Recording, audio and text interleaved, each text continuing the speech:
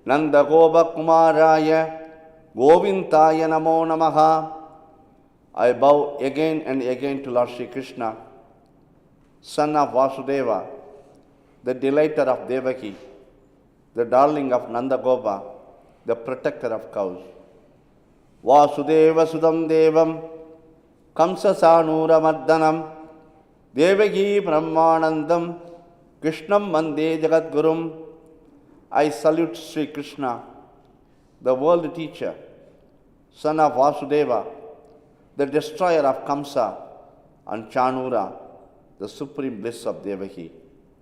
Mugam karoti vachalam pangum langayade kriyam yatkriba tamaham mande paramananda madhavam. I salute that Madhava, the source of supreme bliss, whose grace makes the dumb eloquent and the crippled cross mountains. Om Bhurbhuvassuvaha Dassaviturvarenyam Bhargo Devasya Dhimahi Diyo Yona Prachodayad. Let us meditate on the glory of Ishvara, who has created this universe, who is fit to be worshipped, who is the remover of all sins and ignorance. May He enlighten our intellect. Om Trayambaham Yajamahe Sugandhim Bushtivardhanam Urva Rugamiva Bandhanan Mridyor Mukshiyam Amrdat. We worship the three-eyed one, Lord Shiva, who is fragrance, who nourishes well all beings. May He liberate us from death for the sake of immortality, even as a cucumber is severed from his bondage to the creeper. Om Shanti, Om Shanti, Om Shanti Om. Peace, peace, peace, everywhere supreme. Thank you. Kindly be seated.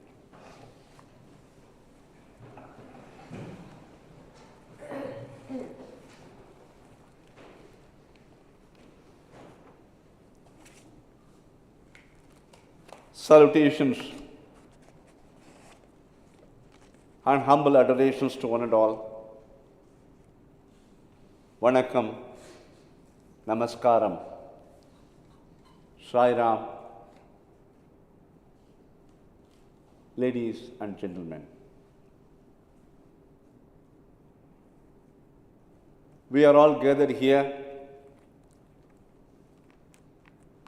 to pay our final respect and tribute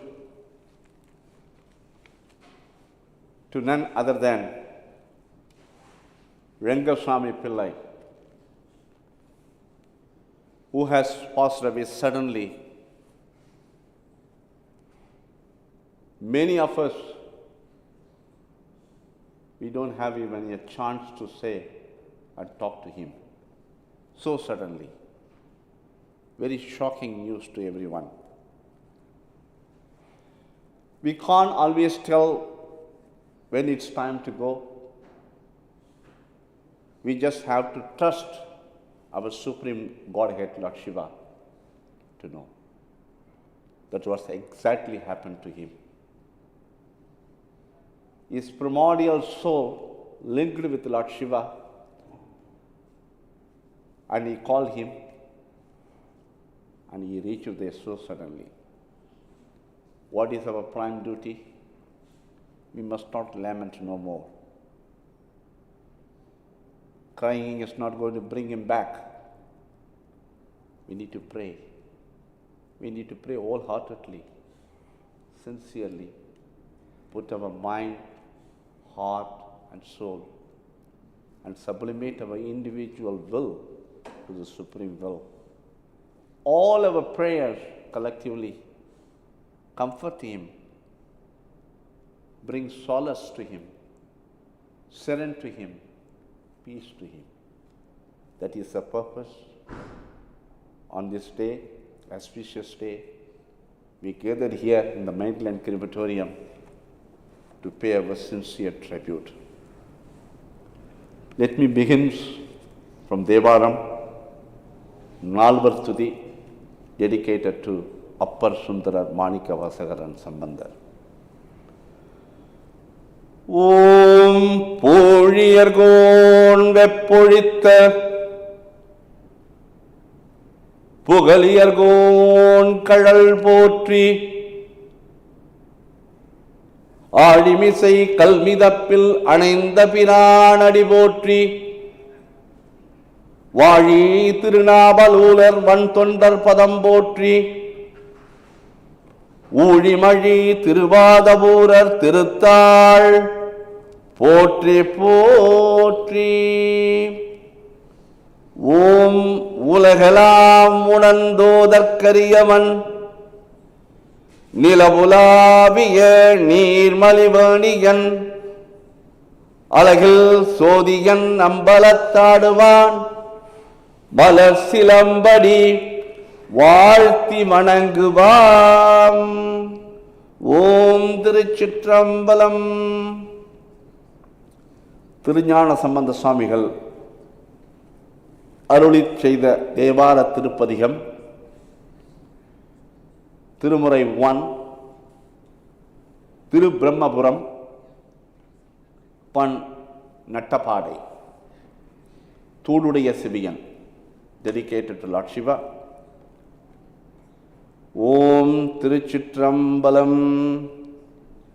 தோடுடைய செவியன் விடையேறியோர் துவன் மதிசூடி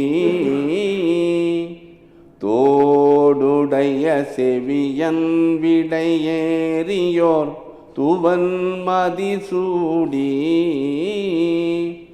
காடுடைய சுடலை காடுடைய சுடலை பொடி பூசியன் உள்ளம் கவர்கல்வன் ஏடுடைய மலரான் முனை நாட்பனின் ஏத்தே அருள் செய்த பீடுடைய பிரமா பீடுடைய பிரமாபுரம் மேவிய பெம்மான் இவனன்றே அருணெறிய மறை வள்ள முனியகன் பொய்கை அலர்மேய பெருநெறிய பிரமா பெருநெறிய பிரமாபுரம் மேவிய பெம்மான் இவன் தன்னை ஒரு நெறிய மனம் வைத்துணர் ஞானசம் வந்தன் உரை செய்த திருநெறிய தமிழ் திருநெறிய தமிழ் வல்லவர் தொல்வினை தீர்த்தல் எளிதாமே. ஓம் திருச்சிற்றம்பலம். Through singing தோடுடைய செவியன், may the noble soul of Rungasamy Pillay rest at the eternal feet of Lord Shiva. The second Devaram, composed by Thirunavukkarasu சுவாமிகள், திருவதிகை வீரட்டானம், திருமுறை 4, பண்கொல்லி. ஓம் திருச்சிற்றம்பலம். கூற்றாயெனவாறு விளக்கலிலீர் கொடுமை பல செய்தன நான் அறியேன். கூற்றாயெனவாறு விளக்கலிலீர் கொடுமை பல செய்தன நான் அறியேன். ஏற்றாய் அடிக்கே இரவும் பகலும் ஏற்றாய் அடிக்கே இரவும் பகலும் பிரியாது வணங்குவன் எப்பொழுதும் பிரியாது வணங்குவன் எப்பொழுதும் தோற்றாதென் வயிற்றின் அகம்படியே குடரோடு துடக்கி முடக்கியிட தோற்றாதென் வயிற்றின் அகம்படியே குடரோடு துடக்கி முடக்கியிட ஆற்றேன் அடியேன் அதிகை கெடில ஆற்றேன் அடியேன் அதிகை கெடில விரட்டான துறை அம்மானே விரட்டான துறை அம்மானே சலம்பூவடு தூபம் மறந்தறியேன் தமிழோடிசை பாடல் மறந்தறியேன் சலம்பூவடு தூபம் மறந்தறியேன் தமிழோடிசை பாடல் மறந்தறியேன் நலம் தீங்கிலும் உன்னை மறந்தறியேன் நலம் தீங்கிலும் உன்னை மறந்தறியேன் உன்னாமம் என் நாவில் மறந்தறியேன் உன்னாமம் என் நாவில் மறந்தறியேன் உழந்தார் தலையில் பலி கொண்டருள்வாய் உடலுள் ஒரு சூலை தவிர்த்தருளாய் உழந்தார் தலையில் பலி கொண்டருள்வாய் உடலுள் ஒரு சூலை தவிர்த்தருளாய் அளந்தேன் அடியேன்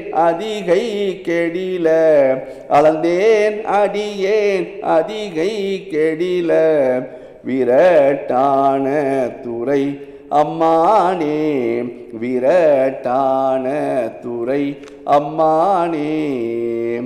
ஓம் திருச்சிற்றம்பலம்.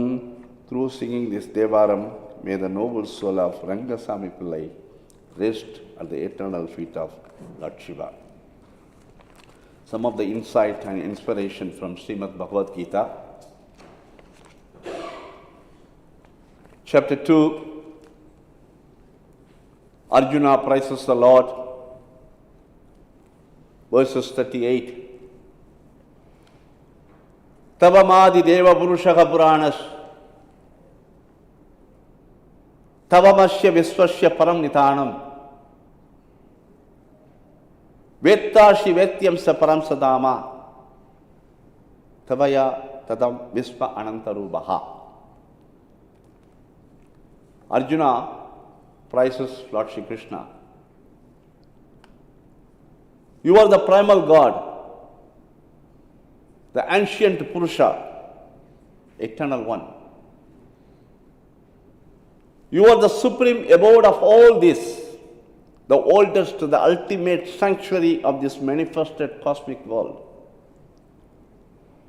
You are the knower of everything, and you are all that is knowable. You are the supreme refuge above the material modes, O limitless form. This whole cosmic manifestation is provided by you. You say Adi Deva. Adi Deva means primal God, because Lord is the creator of the universe. Purusha means Lord lies in the body. The Paramatma, the supreme Paramatman, lies in the body. Nidhanam means in that in which the world rests during the great deluge or cosmic delusion. The pot comes of the clay and merged the clay. Even so, the world comes out of the Lord and gets dissolved or involved in Him. So, the Lord is a material cause of this world. Therefore, He is the primal God and the supreme refuge also. Through chanting these verses, may the noble soul of Rungasamy Pillay rest at the eternal feet of Supreme Paramatman, Lord Shri Krishna. Chapter 2, verses 22. Lord Shri Krishna says to Arjuna, Vasamsi jirnani yatha vihaya navani grahanadi naroparani tata sarirani vihaya jirna nanhadi samhadi navani dehi. As a person puts on new garments, giving up old ones, the soul similarly accepts new material bodies, giving up the old and useless ones. It is only after the procurement of new clothing that man rejects the old worn-out ones.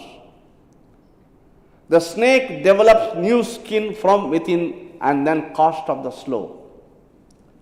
Even so, the Jivatman mentally assumes a new form before disassociating himself from the old body. In other words, his mental makeup does not die along with the gross body. It is called the shuttle body, and it persists with innate tendencies and dispositions. This is the core of the Jivatman, and he survives the death of the physical frame. He then closes to develop another gross body in a womb, suited his attainments. According to this statement, although Rungasamy Pillay gone, left his mortal coil, but he left his immortal spirit within us. In consequence of his death, some new baby born in the family will have the same attribute, qualities of him. He will come back to your family with the fruit of karma, the merits what he achieved in his life. That will guide your family and bless your family. The snake and its slough are not one and the same. Even so, the Atman and the body are different from one another. That's what Sri Ramakrishna Paramahamsa said. We follow the footsteps of all the masters, and Lord Sri Krishna, may He bless us the soul and give him the eternal peace. Chapter 2, verses 20. Lord Sri Krishna says further, Na jayate mriyata vakatasin nayam putva pavita vanapuyaha ajo nitya sasvadoyam purano na hanyamane sarire. He says very clearly, categorically, the Atman is neither born nor does it die. Coming into being and ceasing to be do not take place in it. Unborn, eternal, constant and ancient. It is not killed when the body is slain. The body is slain, but Atma never killed. Atma is eternal. The self, according to Lord Sri Krishna, has 6 types of transformation. Birth happened to Rungasamy Pillay. Existence, he was with us. Growth from the lad, youth, becoming adult after he got married, that was growth. And change, the change was took place. Now, decline. Eventually, what is the next after declination is death. That's what happened to him. It is a process. As it is indivisible, it does not diminish in size. It neither grows nor does it decline. It is always the same.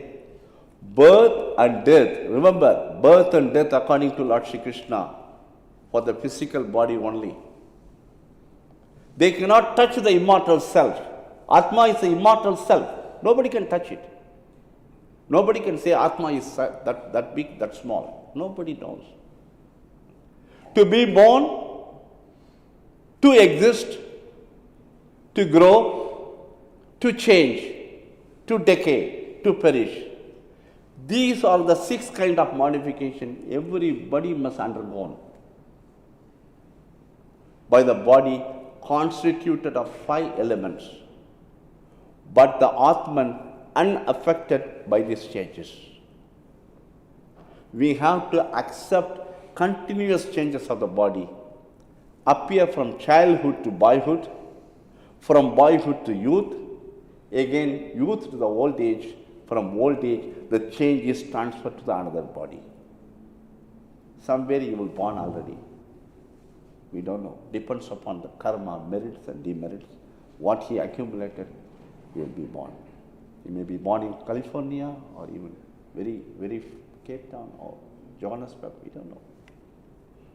All about, we need to pray for the soul to rest in peace. Chapter 2, verses 23.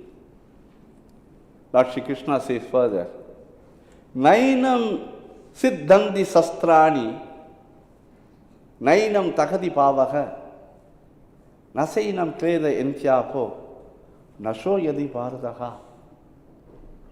He said very clearly and categorically, take the second chapter of Bhagavad-gita, read over and over and again. Then you will lose the attachment of your body. You will be beyond the reach of your mind. The soul can never be cut to pieces by any weapon, nor burned by fire. Just now we are going to offer this body to the fire.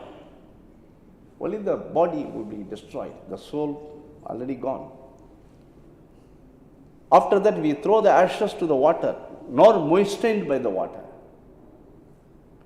nor withered by the wind. Weapons cut it not, fire burns it not, water wets it not, and winds dries it not. The eternal self, the Atma, is indivisible. So it has no parts, no components. It is extremely subtle, extremely infinite. Therefore, the sword cannot cut it, fire cannot burn it, water cannot wet it, and wind cannot dry it. Atma is eternal. Through chanting these verses, may the eternal soul of Rungasamy Pillay rest at the eternal feet of Lord Shri Krishna. Again, chapter 2, verses 27. These are all very important verses I need to share with you all. Jadasya hidridvo mirdidvam janma mirdasyaha tasmate pariharte natvam toshi tumar hashihi.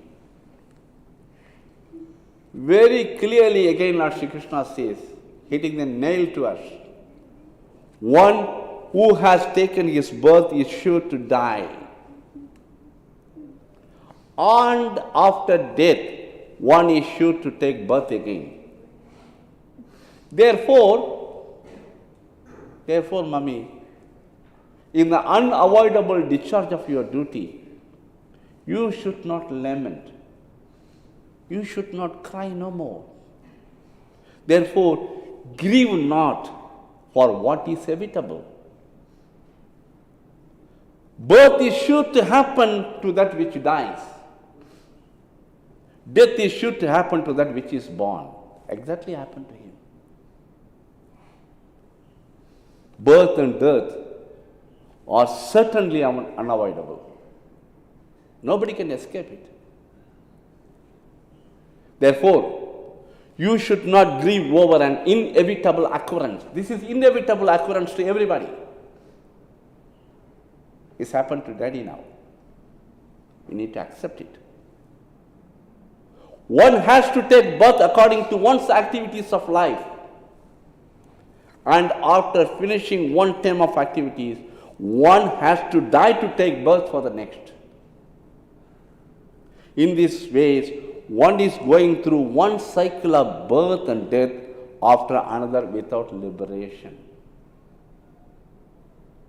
We pray for the liberation to be happen to the soul through our prayer.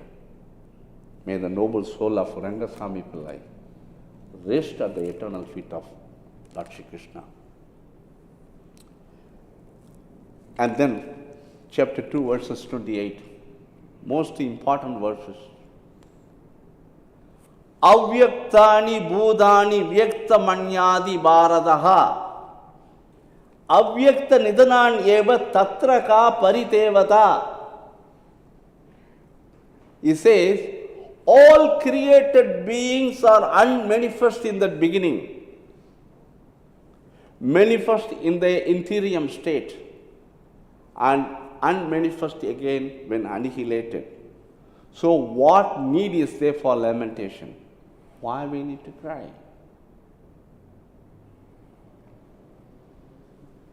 According to Lord Shri Krishna, the physical body is a combination of 5 elements, Panchabhutas. It is perceived by the physical eye only after 5 elements have entered into such combination. The 5 elements combinate, we call birth. The 5 element disintegrate is called death. After death, the body disintegrates, the 5 elements return to their source. The body cannot be perceived now. I am talking. Rungasamy Pillay cannot hear anything. Therefore, the body can be perceived only in the middle state before death. The relationships of son, the relationship of wife, the relationship of friend, the relationship of teacher, the relationship of father, mother, wife, brother, sister is formed through the body because of delusion and attachment. The attachment is bring everyone here at this point in time to pay the tribute. Just as the logs of timber unite and separate while flowing into the river, just as pilgrims unite and separate at a public inn, so also fathers, mothers, sons, and brothers unite and separate in this world. This world is like a large public inn where people unite and separate. All of us assemble here, after a while, we all can go and carry on our routine life. He who thus understands the nature of the body and all human relationship based upon it will not grieve. Few verses from Rigveda and then we can conclude.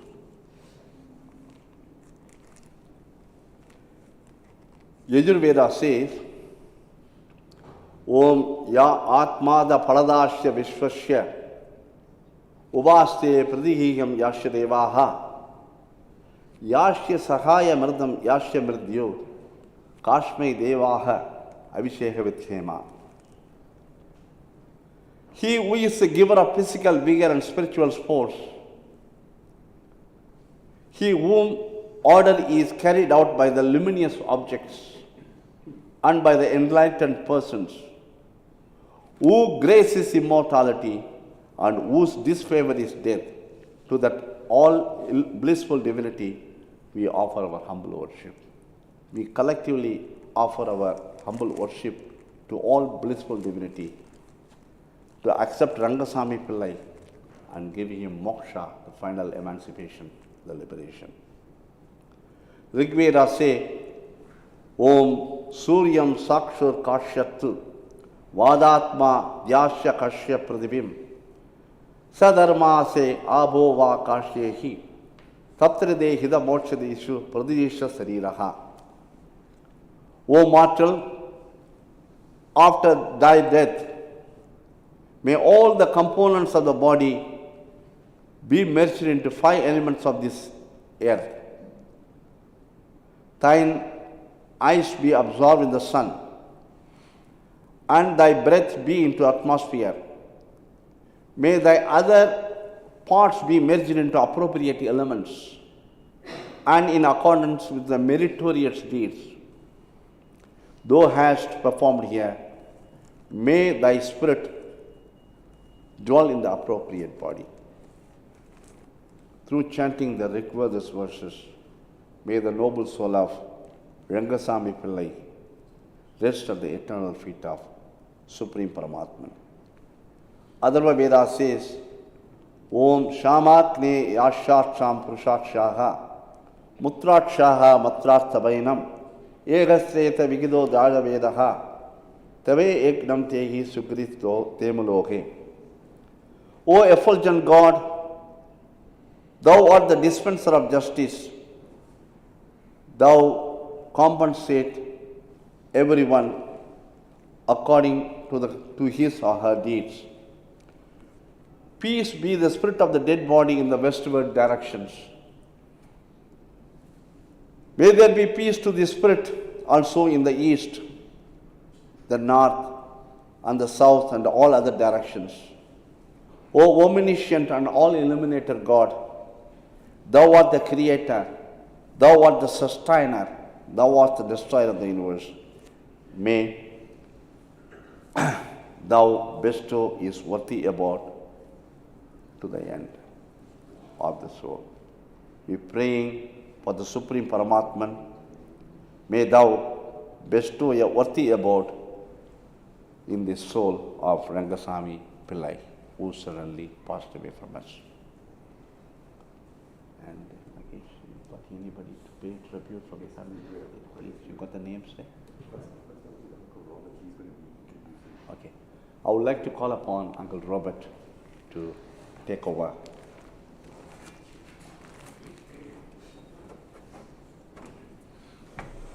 I won't take the podium, if you don't mind. I'm sure the chapel, the acoustics are so good that you can hear me. Welcome to all the friends and the family who's in the pews here today to bring support to Vicky and to Sean and Cumlin, to Rain and Mahane, and their lovely partners and their grandchildren. Thank you for being here today. Thank you, Guru, for the wonderful words that you've shared, the insights that you've given to us, the prayers that you've offered for our dear brother. Thank you so much. We deeply appreciate this. Thank you. I'm Denny's brother-in-law. I'm married. I know him for 42 years. I'm married to his youngest sister-in-law. We met, I think, around 1980. I attended a conference in Durban, and there he was to pick me up, take me back to his home in Chatsworth, and our relationship grew from there. It was a wonderful relationship. I found Vicky and Denny an absolutely glamorous and attractive couple. A house full of beautiful, bouncy, happy kids. A hive of activity, all sorts of creative things taking place in this space. Art and Lorraine in some corner making pizzas. And something happening in this house. Come and standing, a 3-year-old screaming to the girl next door, "Girlfriend! Girlfriend!" It was a fun place. Such a, he still does it. Denny, you may or may not know, was a wonderful human being, an astute businessman, great salesman, brilliant marketer, ran highly successful teams. Whatever he touched literally turned to gold. But like all of us, he was a complicated and complex individual, multi-layered. He was assertive and vulnerable at the same time. He loved his wife and fought with her. She loved him desperately and fought with him. He was a father to many, many people. My children, his family's kids, and his own children would look at this and wonder, is there some love left for us? He was complex. He didn't have much beyond matric, I don't think. But he had a gift for understanding life, understanding people, understanding business. And he was never, ever threatened by an academically successful wife. Never. In fact, he was actually proud of his wife, deeply, deeply proud, and highly invested in the education of his children. And now that is probably one of the most remarkable things about Denny. People of his age would have been intimidated by that. More so their spouses than their children, achieving academic success more than they would. The other contradiction was this man that I came to know and to love. He was impeccably tailored. Those of you who know him, I mean, he was an old world gentleman, full of old world charm, suave. He chose my wedding suit. No, actually, he didn't choose it. He chose the fabric. And then he had me take this fabric with him to one of his tailors in a side street in the city center. And he had this thing. It was the only suit I ever owned in my life. I still don't own a suit. You can see this. My first suit was from him. You didn't know that. And yet this suave, tailored individual was never more at home than when his hands were in the dirt. When he was digging and planting and there was sand under his fingernails and he was transforming a dirty patch of sand into something remarkably beautiful. He espoused the traditional values of loyalty and family and service and hard work, and yet he was a trendsetter in so many ways for the finer things in life. He was quite at home in this world. Here's a remarkable feature of this man, Denny. He was a teller of stories. Some of his sons have picked up on that. It's a talent to tell a story and to know just when to drop the bombshell, the sting in the tail. He's got it. He entranced young people. I watched this as recently as 3 weeks ago. A group of kids, young men, not kids, and older men. And they would listen to this man and they would hear the stories he was telling. And he had no inkling of the charm he had on these people with the stories he told. But they lapped up every word that he was sharing with them. And this was just 2-3 weeks ago. And I was on the sidelines just so impressed with this natural, innate skill that he has of telling stories.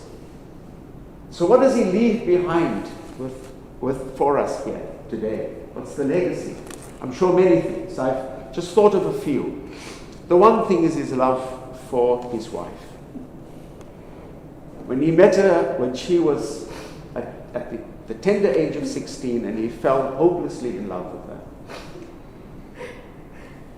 And he remained with her, running the home through all the twists and turns, and all the hardships and the difficulties of life, as you would know, and as I would know. Yet, he brought into this world 5 hugely talented and smart sons. And your dad was immensely proud of each one of you. I'm so sorry that your brother Bill can't be with us today. Each one of you are imbued with something from both mom and dad. The passion for life, the creativity, the perseverance. I don't know if you guys also played Tani, but he was a great Tani player. Okay?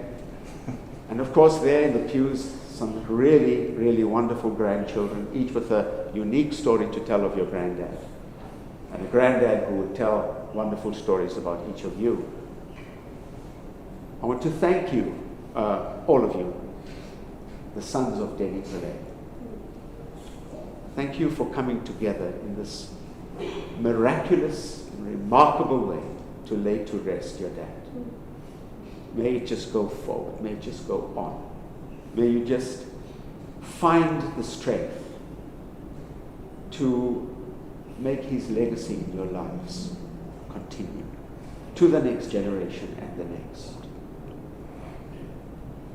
I suppose the abiding lesson that we can take away from this is to love each other and forgive each other. Because like him, we too have our limitations and our deep, deep faults. But he was nothing if he didn't have this huge heart, this gracious spirit that he leaves behind with us as one of his legacies. Vicky, I know it's going to be very hard for you. You've got your daughters-in-law, you've got your grandchildren, and you've got your sons. So may God give you strength to face this difficult time. And thank thank you once again, ladies and gentlemen and friends, for coming here today to lay to rest Denny. I want to ask if Sean would come up and share some words with us, please.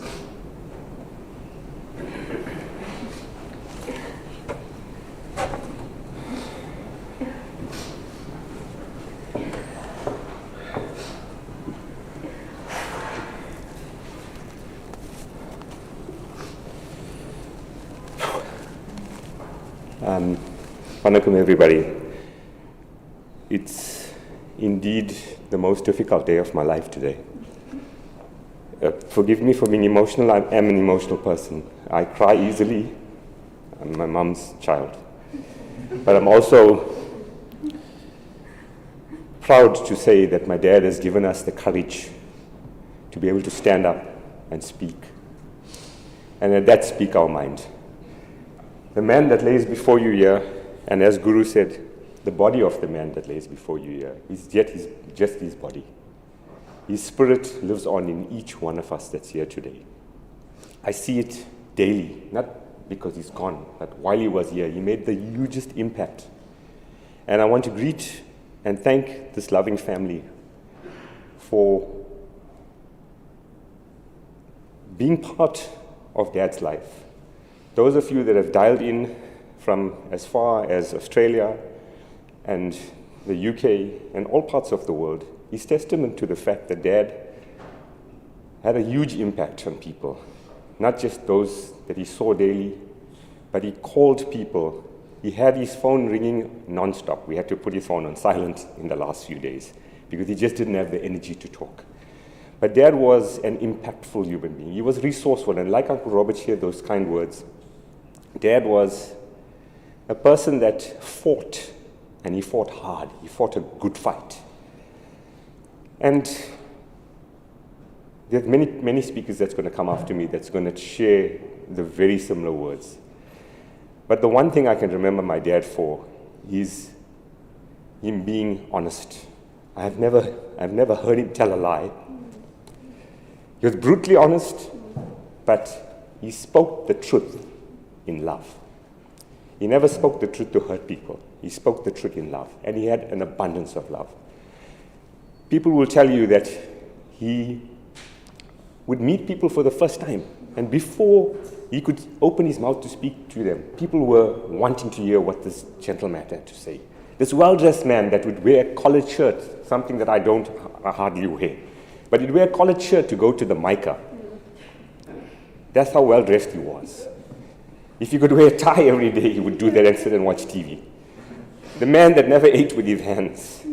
But yet, he lived a life that towards the end, because his grandchildren were part of his life and they enjoyed eating certain things with his hands, he did certain things that were out of his comfort zone. He ate certain things that he was very particular about not eating at the end because he did it to be part of their lives and to be part of our lives. Very fondly known as Denny, Kana, which is the most endearing term, that he called us as well. So there's so much of love that he showed us. He had a strange way of showing it at some times, but the love came out in Dad. We knew that he had our best interests at heart. He molded us, he structured us. My brothers are testament to that. The greatest human beings that strived for success because Dad had this in him. And like Uncle Robert said, he didn't have much more than a matric. You would never have said that if you spoke to him. He had the right words to say to the right audience. He dressed up better than anybody I've known. Well, before maybe Kamlan's coming close. But he was just a gentleman. When he spoke, he commanded an audience. And one day, maybe I'll get there as well. But Dad, we had to bid farewell to this body that we call Denny. We're not saying farewell to you, Dad. We're saying farewell to the vehicle that you used to transform the world around you. Every space that you touched turned green and gold. Your hand if you touched a plant in somebody else's house, it grew. And that's the life that you had in this body. But your soul has still got that life. And your soul is in each one of us. Your spirit's in each one of us. We pray that your soul would find rest. You worked hard, Dad. You worked very hard. You've achieved a lot. We are extremely proud of you. Let your spirit live on, but we pray that your soul will go to a place of rest with God. I want to say again thank you to my mum. She's been the pillar of strength for this family. She's kept us grounded. She's been that 100% of a partner that my dad could ever want. He's been the 100% of a partner that she could ever want. They were a match made in heaven. And from the outside, sometimes you'd hear him shout at her and be like, how long are you going to take? You went into the shop and only bought 2 things. You were there 2 hours. But then he would say, so which shop you want to go to next? Yeah. So that was Dad. That was Dad. He had a weird way of showing his love, but he showed love. And Mom, I want to thank you. You've given Dad so much. So much. Sometimes 20 curries. When he said, don't cook 20 curries, cook 2. But you've given him so much. You've given him your all. And the one thing that I haven't written a speech, and sorry for laboring on this, but the one thing that I wanted to just mention, and I'm sure Dhiren is also going to say this, but my aunt said this as well. Dad was the handsomest guy. There's nobody that could compare to him. He never wanted us, like his father before him, to pick him up. But he never wanted to get to a point of anybody, him being dependent on anybody. He walked into the world a strong individual. He's walking out that same individual. If you look at him right now, you'd not say this is a 77 man. He didn't know he was old. He refused to believe he was old. He lived as a young man. He did everything. He lived, I would say he lived 200 years. Because he did so much in the 77 years of his life. He achieved everything that he wanted to achieve. And I'm happy for him. I'm happy that he's walking out looking like this. That he took command and control of his life. And this decision, I believe, is as much as God has called him to be with him, Daddy made this decision that he wants to walk out this proud, tall, hold your head up, boys. Hold your head up. You're different. So as much as I'm shedding a tear, it's just out of emotion. I'm going to miss my dad, but he's alive. He's alive for me. All the teachings that he's given to us will stay on. We impart this to our kids. His legacy will live on. Thank you so much. I could say a lot more, but thank you so much for being here and your support. Our family needs it, and we really appreciate it. God bless you. We love you. Thank you.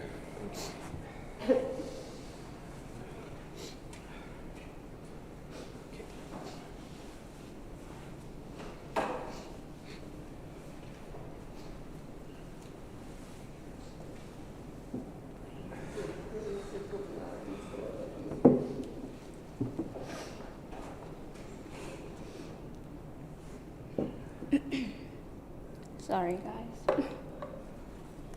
Okay, it's stuck. Hi, everybody. I'm Caitlin, Grandpa's granddaughter, his first granddaughter, and Sean's daughter. So I'm just going to read a few words for Grandpa. My dearest Grandpa, words cannot express the pain and sadness I feel right now. I simply cannot believe that your time on earth with us has passed. I feel like this is all a dream, and that you might just wake up and share a laugh with us.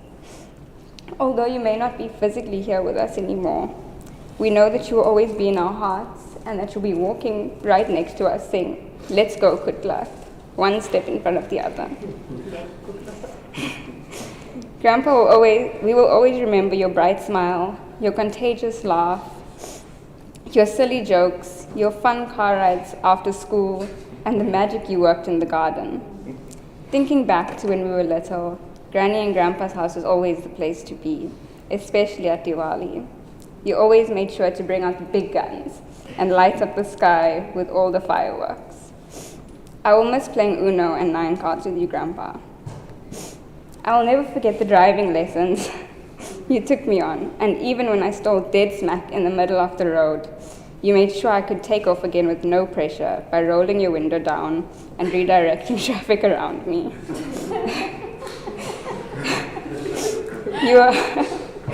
You were our tour guide through Cape Town and made sure to give us the full history and rundown of every single site and every stop. You made sure we satisfied our sweet tooth whenever we went. And you always walked with a skip in your step, even when we dragged you all throughout Kirstenbosch Gardens. These are just a few of the memories that I will hold dear to me, Grandpa. Thank you for giving us so many fond memories to look back on and be able to celebrate your life. Having you as a grandpa, we were so, so lucky. We can't wait to see you again one day, Grandpa, and pick up on our never-ending card games and endless love. Okay. I'm just going to read a message from Grandpa Tom, Grandpa's big brother. A tribute to my brother, a baby born so small, a man that lived so tall, nurtured in love and adored by all. Born to a farmer, an avid gardener, his plants his Garden of Eden. So brilliant, so eloquent, sharp remarks, that was his mark. Graceful as a peacock, gone too soon, leaving us in shock. A gracious man, a man of God, loved his faith, Sai Ram. A chance taker, his destiny maker, a thani player, what a fighter. A loving husband, an amazing father, a doting grandfather and uncle, but most of all, my precious brother. He lived a life of love and joy, a legacy for all of us to cherish and enjoy. Brother, I love thee eternally, a bond you created unbreakable. With this we release you to Appa, Amma, and our siblings. The Pillay name shall fly high until we are all reunited again. R.I.P. my brother, no more daily talks. Okay. Just another message from Auntie Marla, Uncle Seger, Nivek, and Kimoli. Dearest Vicky, no amount of words can express our shock and heartache on hearing on the passing out of Denny. We are truly saddened and we pray that Swami gives you the strength to cope with this huge loss. I saw Segs and my relationship as a true story, but when I saw you and Denny, I was in awe of the immense love and the deep bond you shared. It was an even greater love story that I saw before my eyes. It was genuine, rare, and immeasurable. You treasured each other beyond words. Remember, Granny, love never dies. We feel deeply privileged to have spent time with Denny. His laughter, great sense of humor, and abundance of love for others shone through so brightly. He will remain unforgettable. We are sending all our love and strength to you during this difficult time. Okay. Thank you, guys. I'm going to call on Megan to come and share to come and share a few words.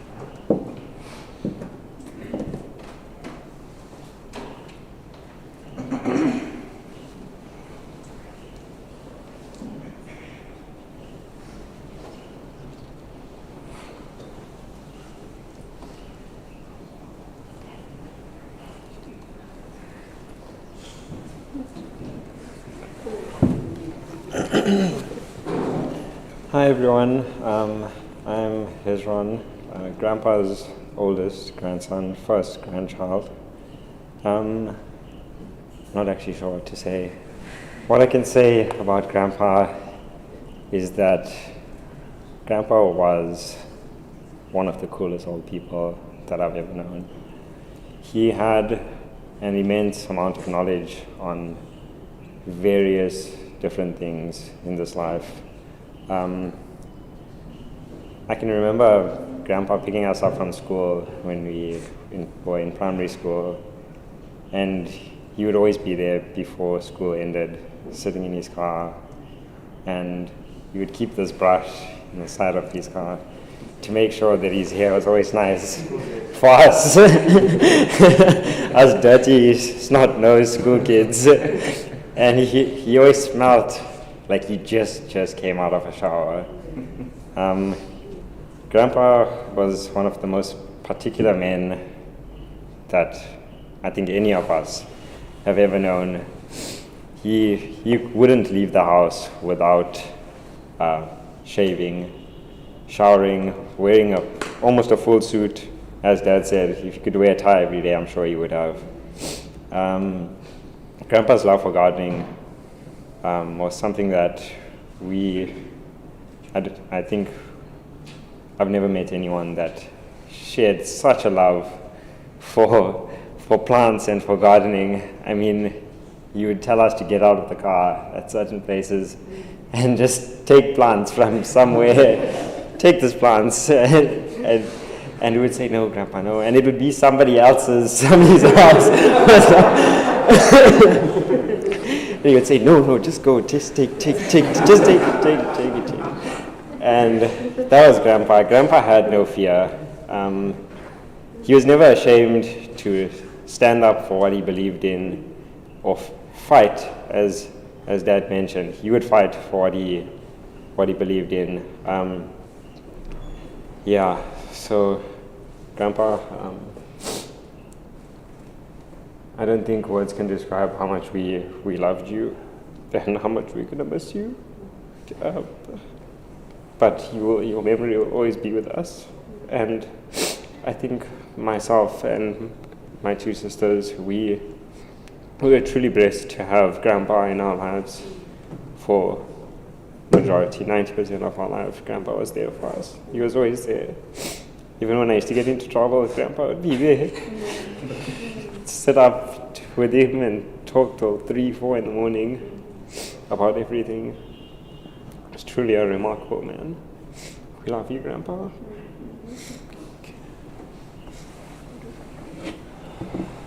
Hello, everybody. I'm Sean's last daughter, and Grandpa's Megan. And I just have a few words to say about Grandpa.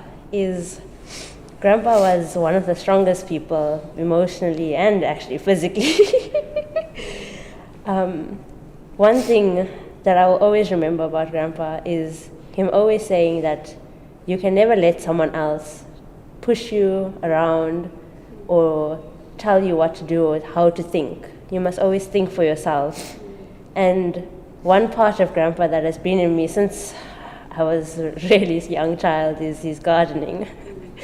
He always used to tell me I'm the one that's gardening, I have his green thumb.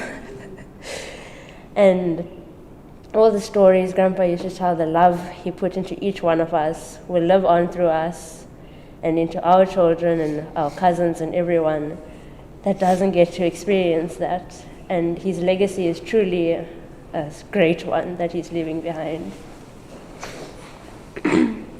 We loved Grandpa so much. Last time we were in Cape Town, Grandpa took us all over. He took us to the Kirstenbosch Gardens where he walked for about 2 hours with back pain and everything until he finally decided to fall asleep on a rock. Just because he loved nature so much. And that's one part that lives in, I think, all of us. And all I have to say is Grandpa was the most loving person, kind, generous, and I hope you rest well, Grandpa. We love you so much. I also have another message from one of our younger cousins, Kayla, Uncle Bob's daughter. And what she has to say is, Grandpa Denny was such a strong figure to me, and to see him gone so quickly was a shock. And although he has now left us here, the memories we have shared with him and the love he gave us will stay forever. We'll never forget about all his jokes and how he smiled so brightly when he saw us. He may have been very quiet and never said much, but his actions definitely did show us that he loves us with all his heart. I remember how you and Maitland tried teaching me cards one afternoon and kept going even though I kept messing up. How we would take random walks in the garden, talking about anything and everything. How you managed, Grandpa, to teach me something new every time I saw you. And how you almost told me to cherish all these little moments with you. You were very special to me, and I wish I could have seen you more often, but you will always remain in my heart. I hope you are happy up there, and I love you with all my being, Grandpa Denny. Mum.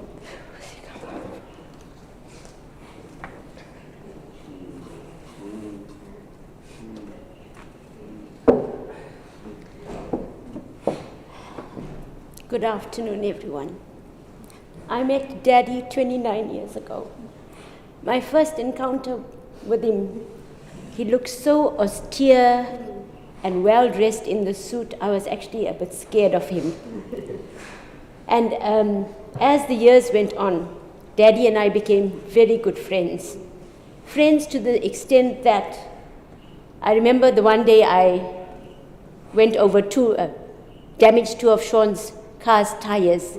And the first thing I did was I called Daddy and I said, Daddy, please, you need to come here quickly. He thought something had happened. And when he got there, he looked at these two damaged mag rims that were very expensive. Sean drove a C63 at that time. And so I was in a state. And he got there and he said, what, is there something, what happened? He thought something had happened to one of the children or Sean. And when he looked there, he just chuckled and laughed. He said, don't be silly. It's just tires. They can be fixed. So we would very often, Daddy was my daddy. And that's how we refer to him. We would have many chats together. The best thing about Daddy was he loved my cooking. And he would always, whenever we met, there were things that he never ate as a child and as a young man, and Mommy did not cook some of the things that, and he never ate those things. And he would come very willingly. If I said we are having lunch, he was there. And as the years passed, Daddy really mellowed from this austere man to this glamorous, he was always so well dressed, and he was really a gorgeous man, really handsome. Every friend, every family member that came through our doors were always charmed by him. And Sean and I and the kids, whenever we had people at our home, Dad and Mom would share that with us. And when everybody had left, he was the talk of the day. He was loved by everybody.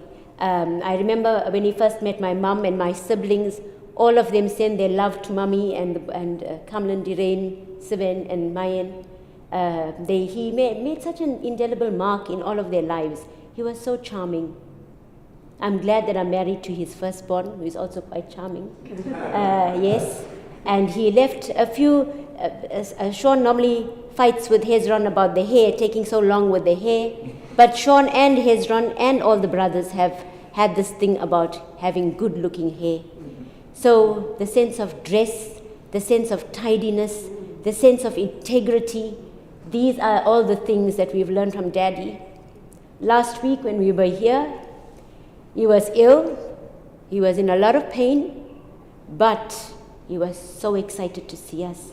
And he kept saying, come on, you guys, take a drive, go down to Hout Bay, go down to different places, go and do some sightseeing. And we said, no, Dad, we are here to spend time with you. And he was so vulnerable. He was so sincere in everything that he did. He was a real daddy to me. And he was a daddy to many of his family and friends and to everybody that met him.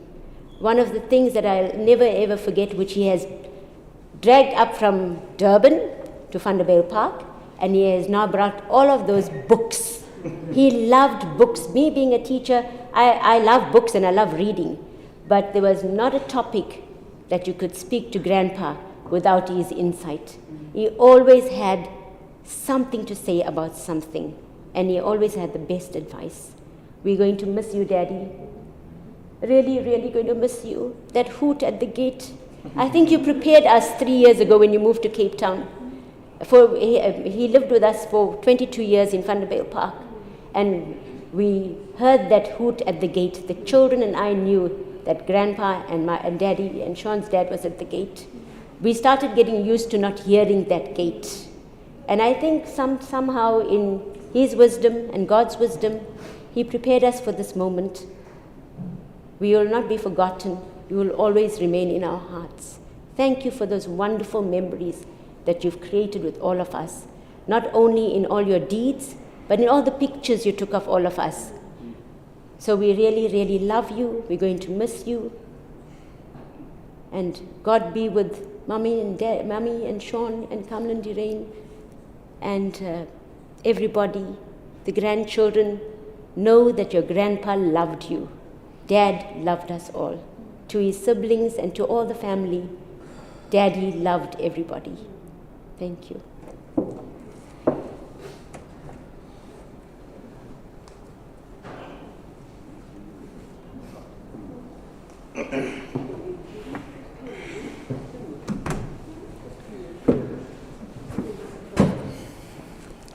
I always thought I was the guy that got Daddy's gift to speak off the cuff. But I see it's all of you. I'm going to struggle, guys. I'm going to struggle. Because how do you say goodbye to a man who was just so full of life? He was larger than life himself. You see, Denny Rungasamy Pillay was a man who defied all odds to be here on this planet. And yet, at the same time, he brought so much of joy and happiness to those who were so privileged to have met him, even one time. You know, we come from an overlarge Pillay family. Which must span probably a few hundred cousins and several hundred grandchildren, if you take into account Daddy's parents and his siblings. And each of these people know the story of Kana Papa. For those who don't know what Kana means darling. That's the term that everybody called him, Kana. So Dad, it's very sad for me to stand here and see a hall so empty, but there's hundreds of people that are streaming in and they wanted to be here, but sadly the situation wouldn't allow it. So to this day, the story of my father's birth has been regaled at many, many family occasions by his siblings and often by my father himself. So today, Dad, the story of your birth becomes legend. And it will live on in all of us, Dad, because you were truly a good man. A man with a heart of gold. A father, what a man. What an extraordinary father. A husband who loved unconditionally, a grandfather whose grandchildren you've already heard tell you so much about how they adore and loved you. An uncle who was everybody's favorite uncle, much to my annoyance. My father. I wanted him to be my father. But he was my dad, and he was such a great man. He made everybody feel special. You met him once, you felt special in his company. He was an entrepreneur, as you heard. Came from a shanty town in Durban. And he raised 5 sons. 5 sons who voraciously ate him out of house and home. Okay, that was mainly me, if I must be honest. How did you do it, Dad? How? I couldn't even keep my fridge full for a day. Our fridge was full all the time. All the time you opened the fridge, there was food. And we were 5, I don't know how many of you have sons, teenage sons. You know how we eat. Well, Dad, you just never left anything for us wanting. So for those of you who don't know, the story I'm referring to is the story of my dad's birth. My dad was born in 1944, prematurely, at 30 weeks old. And to put it in context, he was the last of 18 pregnancies. 5 of those pregnancies never made it to see the light of this living world. Yet my dad came 10 years after his last sibling and survived. He didn't just survive, he thrived. And you need to remember that this was a time when people of our color lived in shanty towns. They didn't have amenities and facilities. Hospitals had no incubators. There were no fancy feeding cups. There were no highly trained neonatal nurses. My father had just a shoebox lined with cotton wool. What he had was an abundance, an unfailing will to live. And I thought that will keep you alive, Dad. Yes. I didn't realize how sick you were. You see, my dad, he always defied all odds to survive. And oh boy, he survived and he thrived and he excelled. And every person that met Denny Pillay, even once, immediately fell in love with this charismatic man who was so easy to strike a conversation with, so easy to be enamored by, so easy to be mesmerized by, as you heard, by his good looks. I saw a photo, Mom, that you guys took in Bangkok. It's crazy. They had these oversized sunglasses, fashion that you can't believe. They went to the East in the early 80s. They came back with gifts for everybody. Cousins, and I just told you, we've got hundreds of cousins. Every single person had a gift. When we saw the stuff coming, we were excited. We thought it was for us. But soon it was all distributed around the communities and the people that he loved. And he loved everybody. I don't know how he did it. So many different toys and gifts and watches and jewelry, and this is in the 80s. Container loads of stuff was shipped from China and the East. Anyway, it was easy to be mesmerized by my dad and his mind and his logical thinking. You heard already, we didn't discuss these things, but we're speaking from the same hymn sheet. My father could speak on any topic, and I mean anything. From science to religion to history to medicine to economics, and of course gardening, as you all heard. You name it, he could tell you something on a subject that you didn't know. Even in medicine, he taught me stuff. And I was the one that studied this. You know, as a child, it always fascinated me how he knew so many things. And Jackie probably alluded to it. He just read books. And he had a fascination with books on every subject. There was always a stack of books on my daddy's bed pedestal. I always thought he had a secret Google browser. But of course it was the 80s, and Google didn't exist back then. You already heard my dad had an opinion on just about everything, and he wasn't afraid to express it. Even if you didn't ask for his opinion, you knew you were going to get it. He let you know what he thought, right or wrong. He was always so eloquent, so witty. But growing up, I have to admit, I was often embarrassed by my father. You see, my dad was always that parent. I'm sure you guys know that one parent that was always at the school PTA meetings, fighting with the teachers, fighting with the headmaster, fighting with everybody to do better for our communities. That was my dad. He was so passionate about educating us. He always ended up being the chairman of every committee, every school. He had 5 sons. We all went to different schools. He was the chairman of every school committee. How did he find the time? You know, I used to think, Dad, just shut up now. Like, you're embarrassing me. And he did. He just didn't. He just said his piece. He made sure that the truth was spoken, or his truth was spoken. Right or wrong, he told you what he thought. As Sean said, I never caught my dad in a lie. He never spoke a white lie. He never spoke any type of lies. And maybe that's what,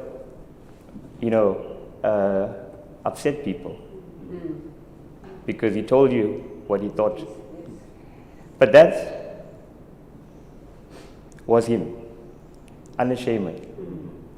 And he was, as a father for me, he was a difficult man to show love to. It was impossible.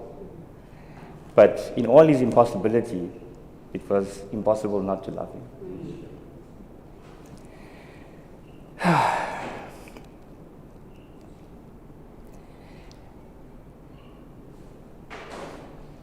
And I think the reason for that is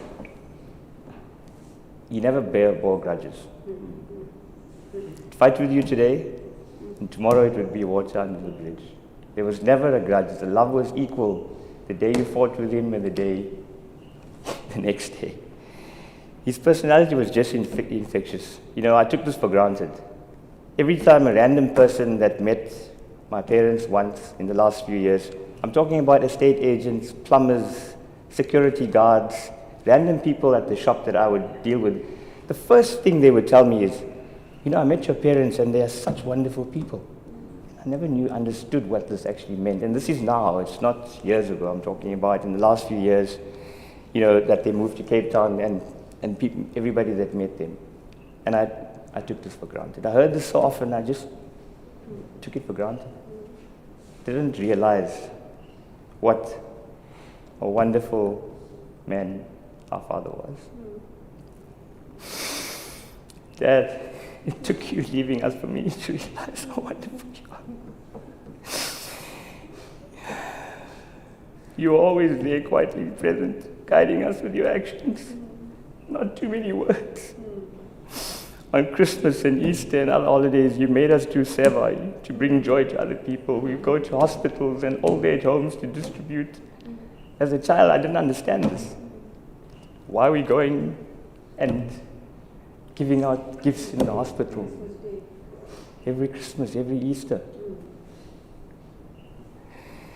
Saturday afternoons when all my friends were playing club cricket and football, you made us go to barbecues.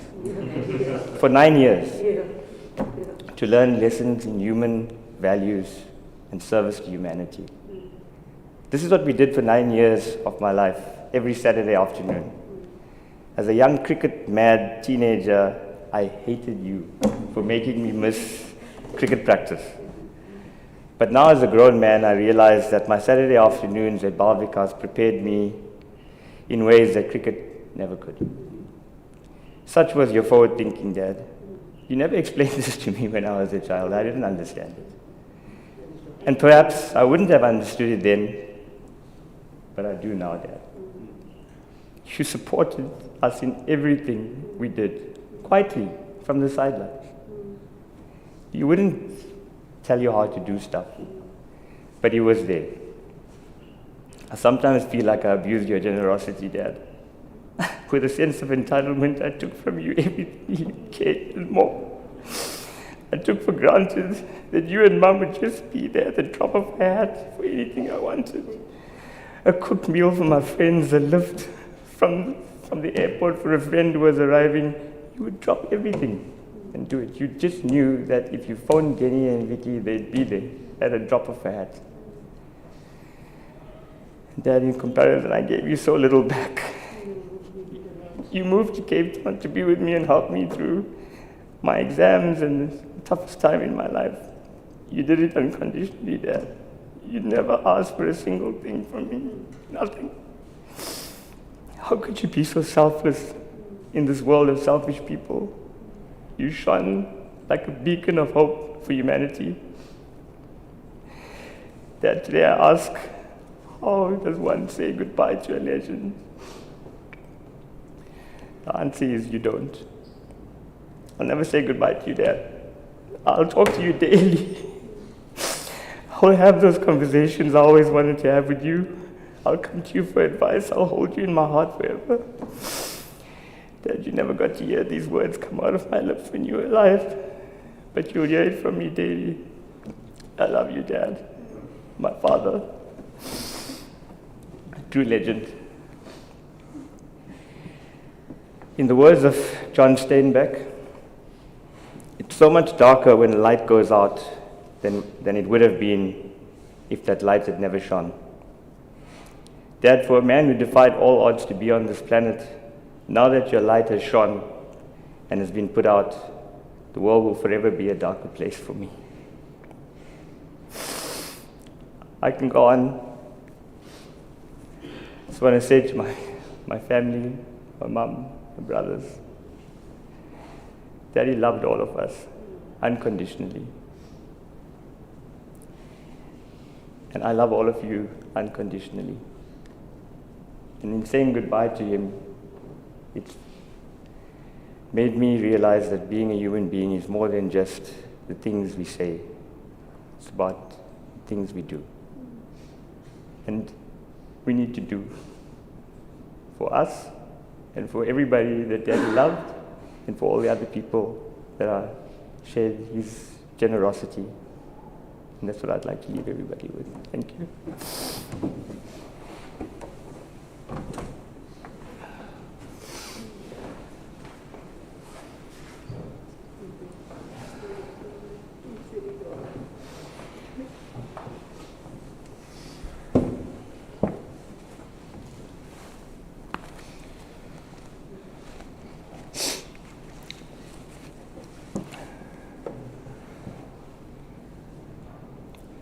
I can't believe he's gone. To me, I thought he'd live forever as well. I mean, we have these chats, we have these conversations, and yeah, I'm his son. I knew how to rile him up, he knew how to rile me up. And not for just the sake of doing that. It was the sake of him challenging me. And not just challenging me on certain things, but challenging me on everything, because he knew that I could be better. And that was my dad.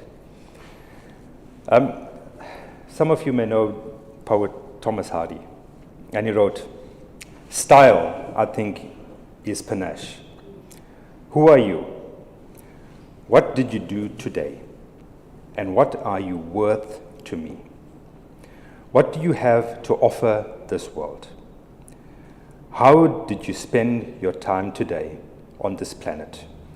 How are you spending your time every second? What are you doing now? Are you alive or are you somnambulant?" Not many people knew the true magnificence of my dad, my father, dad to many. He had the propensity to attract people from all walks of life, no matter what your background. People would come to him. He would stop, he would talk to people, and he would connect with people. Not just a hello, how are you, or somebody asks you how you are, no, I'm good. He would connect with people. But I must say, the Denny that most of you knew and experienced, as I think Uncle Robert mentioned, multi-layered, man. And those layers would come through at specific points. Depending on how you interacted with him, who you were, he would bring those layers to the fore. Under the skin, his attention to detail and ability to call out the finest flaw in your calculations that you've been working on for days, weeks, months, maybe even a year you've been writing a thesis. He'll call it out like this. And you almost felt small in front of him. But at the same time, you felt as if he had his arms around you, protecting you to say, hey, don't worry, you've got this. I couldn't fathom this when I was younger, because all that I could see was, hey, this is my dad. He's calling out my flaws. What about all the other things that I've done so well? But it was his way of taking us beyond our true potential, but taking us towards excellence. It was not a way of him showing us up. I may have thought that when I was younger, that he always wanted to show us up, but no, he wanted excellence. And for those of you who have spent some time with him, you would know that he would praise you, he would talk about you, he would sing your praises to everybody. But to us, when I say us, myself, my four brothers, we went through this where we were like, hey, why doesn't he tell this to us? Why is he telling us that this person or that person did so well at school? They are doing so well in business or whatever it is. And yet, we believe that we've accomplished. But no. Why would he tell that to us? He would rather tell us where we could do better. Vincent Lombard, who was the head coach of the Green Bay Packers, and I know maybe not many of you here watch NFL, but he led his team to to 3 NFL championships. His words, he says, perfection is not possible. But if we chase perfection, we will reach excellence. And I think this is what, Dad, you've been trying all this time to do for us, is to push us to perfection, and if we fell slightly short, we would reach excellence. Dad, words alone cannot convey the mightiness and the breadth and width of your magnificence. I know sometimes I would have not said that. I would have called him out on a lot of things and said, no, Dad, come on, don't say this. Why are you saying this? And have fights with him or arguments with him. Everybody talks about fighting with him, but he would fight with you just because he wanted you to become more. I could not comprehend this, and could not comprehend it. Mom, for your birthday, he comes on the phone and we have this chat. Everything is going well, and then an argument breaks out. And it's not because he wanted to just have an argument or upset. He wanted me to become greater. I'm almost 50 years old, and he wants me to become better. I mean, come on, Dad. Give me a break. But no, don't give me a break. Don't give me a break, because who knows what will happen. I might slip. Okay. And he called me out on that. And thank you, Dad, for that. My request to you, everyone that has spent time with him, he's sown something in your lives. He has put something in there. Whether it's friends, people he met in a supermarket, grandchildren, he's sown something in you. And I know many of you fought with him, many of you loved him, at times you thought that you hated him. But trust me, as the years go on, you'll figure out those gems that he's planted in you. He's planted some really, really precious gems. Take it, polish it, bring it to the fore. Don't let his legacy go. My request is that you take that. Take it, polish it, but also see it as that seed that's in you. Nurture it to blossom into a tall and steadfast tree that is well rooted in the earth. You heard from many people that he was a man that loved the earth. He loved being in nature. Nurture that seed that it can blossom into a tall tree that is well rooted in soil that's been prepared by trustworthy hands. He would tell you whose hands were trustworthy. He would call them out. He would tell you how to see if somebody is real or not. Make sure that you have the hands prepare the soil, or prepare it yourself like what he did. He would come to my garden and prepare the soil for me. Tell me which tree would grow here, which tree would grow there, which tree won't grow there. And he would come and uproot stuff in my home. And Megan, I fell short. Really, I was waiting for, I built a garden, and some of you have seen this, that you could get lost in. It wasn't a massive piece of land, but the garden you would get lost in. There were trails, Auntie Nan, you remember this garden. There were hedges, there were trees, there were places you can get lost. You can go and sit there. Birds would come on one side, and different birds would come on the other side, and it was really something to behold. Water features, etc. But when he came, he always found something to improve on. And I thought, I can rest now. Oh, all those Saturdays. Shail, my son, he unfortunately had a spike go through his leg as I was renovating my garden. And I told him, Shail, don't do it. And he did it, but that was because I was preparing the garden. And when you're preparing a garden, you are going to get some of these spikes that go through your foot to create some pain, so that you realize, hey, I need to put in some effort. But if I don't put in the effort in the right places, you are going to get that spike that goes through your foot. That's going to hurt you. Shail came running in. Dad, I should have listened to you. I shouldn't have gone out there. But what did I do? I grabbed him, I comforted him, and I took him to the hospital. And that's what Dad used to do as well. Denny, you used to do that. He will give it to you for doing something stupid, and he will tell you you are stupid, but immediately he would come back and comfort you. And that was my dad.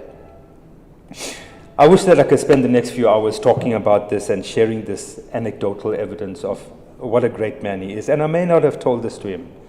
And I know I didn't, and I fought with him, and I didn't spend enough time with him as well, because I felt that spending the time with him, hey, he would tell me, he would call out all my faults, or he would tell me how great everybody else was, but I was driving in the car, going through messages, sitting with Kamlan and saying, wow, we used to talk every day. And I didn't realize this because I was so caught up with having an argument with him. But then I listened to all the messages and I read through it, so I was like, wow, we were having such good conversations.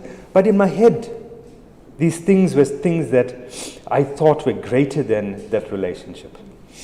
And I really want to, but I want to share a quick memory here.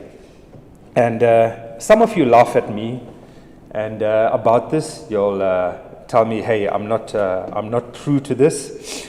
But for those of you who remember weddings back in the 80s, and I'm not talking about a movie, it was almost like a movie to us. There were lots of weddings in Durban, in Merebank. There was a hall called MTSS Hall. And we used to go there for weddings, whoever got married. But the one thing that I think really irked Daddy was the moment when we had to go eat. And do any of you know why?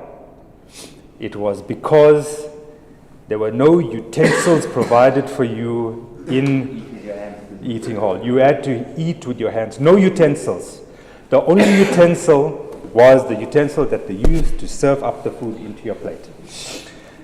And Dad, thank you for this, for making me into this person who cannot eat with their hands. If you want to see me eat with my hands, I will mess myself up to my shoulders. Okay, I cannot, because what he did was, and he taught me, you go somewhere, you go prepared. You come with your cutlery in your suit pocket. You're going out, I hope all of you have brought your cutlery today, okay? I can eat prawns, lobster with a fork and knife, and I'll clean it better than anybody does it with their hands, thanks to Denny. I can eat ribs with a fork and knife, I'll clean it better than you can do with your teeth, thanks to Denny.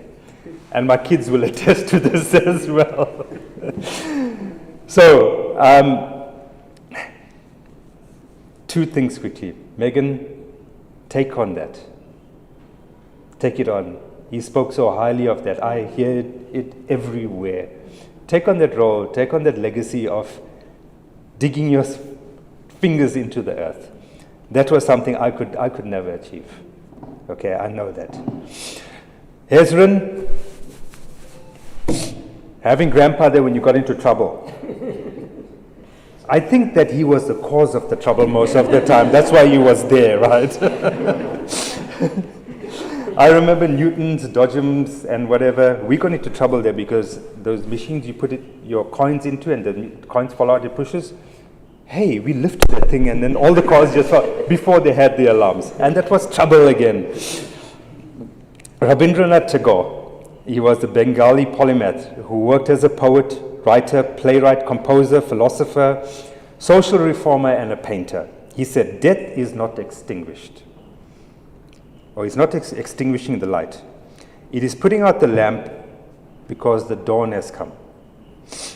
So Kamlan, the darkness is not here because Dad is gone. The dawn has come because the light that He's put in us will forever shine bright. We love you, Dad.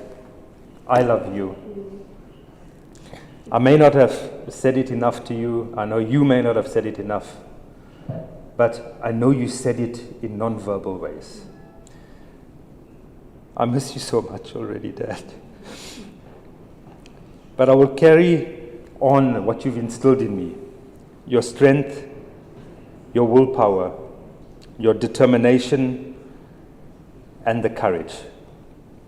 I will carry this on, Dad. May I be all that you wanted me to be. Rest now,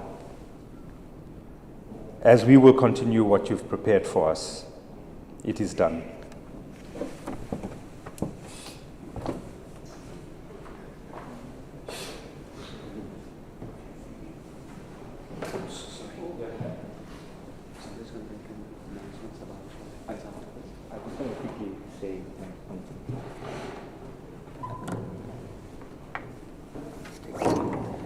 just want to say there's hundreds of messages that have come through for the people that have been streaming in. We will create a group and we'll put it onto the group so that everybody can bear witness to those messages and voice notes. We just ran out of time. So there's some refreshments that will be available at the hall, but everyone's invited to my home, which we can go to after this and have some early supper. If there's anybody else that wants to say anything while we're here, you're welcome to. But I think it's been an incredible tribute. And as I said, Dad, this is not goodbye. You live in all of us.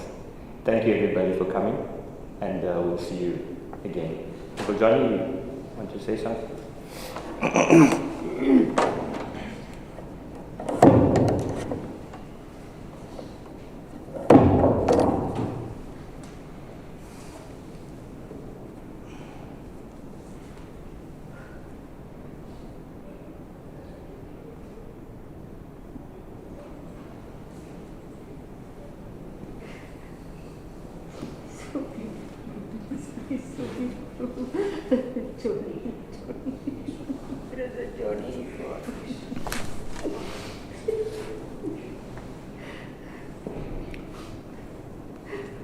Respected family and friends, I would be failing if I did not pay tribute, a little tribute, to a very dear family member and a friend. But so much of tribute was paid this afternoon, which was so emotional, it was so sincere, but still does not say enough of our dear brother. Believe me, what we've heard now is absolutely the truth. Everything came out from the heart. I heard about our brother passing away whilst I was with the friends in city center on Monday. And everything just came to a standstill. Because earlier, we were talking about him, and it was just about 3 or 4 days before that when Sean and Mayan. And whilst I was driving, I could kick myself and say, when he spoke to me before I could come to his house, his flat, he says, the boys are here, we're going to play cards. Come over. We had a lovely chat. And I think that has an impact on me that, that could have been, because he loved his game. Card was his life, and I can tell you why.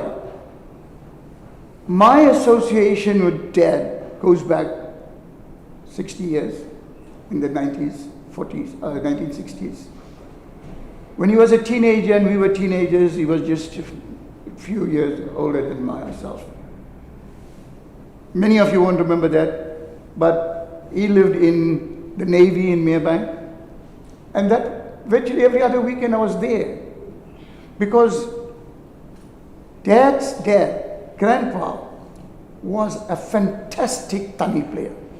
So much so he intimidated us to such an extent nobody wanted. They want one more player. We will never go. I will never go. Although I'm not so bad, Because dare you make a mistake, all hell breaks loose. And Dad and I used to reminisce. But what was beautiful, there was a lapse of time when our relationship was there, but a bit, shall I say, far apart.